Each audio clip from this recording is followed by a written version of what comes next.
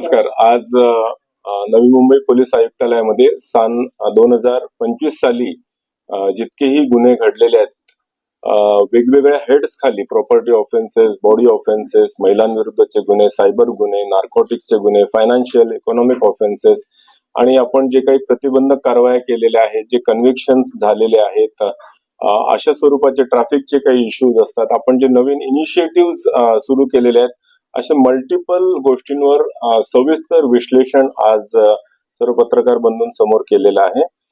जितकाही data आपण share करू शकतो तो संपूर्ण डेटा सुद्धा आम्ही आपल्या समोर शेअर केलेला आहे.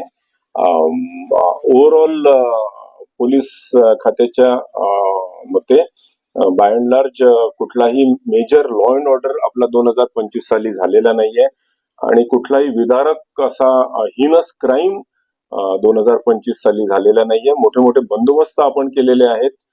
इलेक्शन्सची प्रक्रिया सुद्धा नुकतीच पार पडलेली आहे आणि जे लोकोपयोगी कार्यक्रम आहेत, उपक्रम आहेत आणि पोलिसांची एफिशियन्सी वाढवण्यासाठी जे इनिशिएटिव्ह इंटरनल इनिशिएटिव्ह लागत असतात ते सर्व इनिशिएटिव्ह घेऊन आपण बेस्ट पब्लिक सर्व्हिस किंवा लोकांना पोलीस सर्व्हिस देण्याचा आपण प्रयत्न.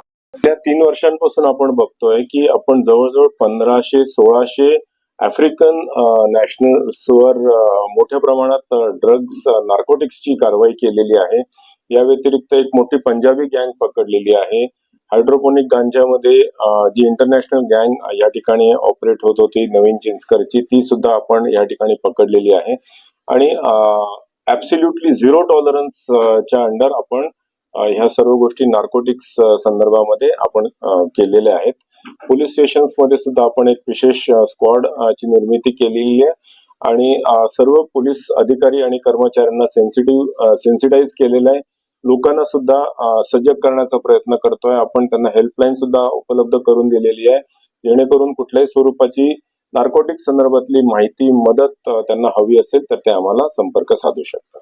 इन्सिडेंटली गेल्या 3 वर्षांमध्ये जर आपण विश्लेषण केलं तर आपल्याकडे लहान मुलं आणि मुली आणि वयस्क पुरुष आणि स्त्रिया ह्या मिसिंग होतात. किडनॅपिंगच्या केसेस कायद्याप्रमाणे दाखल होतात. पण गेल्या 3 वर्षभरामध्ये आपण बघितलं तर जवळजवळ 95% च्या वर हे सर्व डिटेक्शन झालेले आहेत. सर्व मिसिंग चिल्ड्रन आणि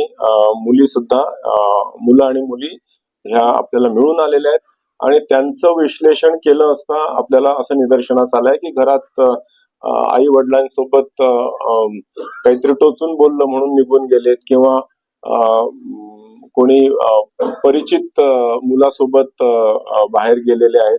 अशा स्वरूपाचेच बेसिकली आपल्याला त्याचं विश्लेषण मिळालेलं आहे.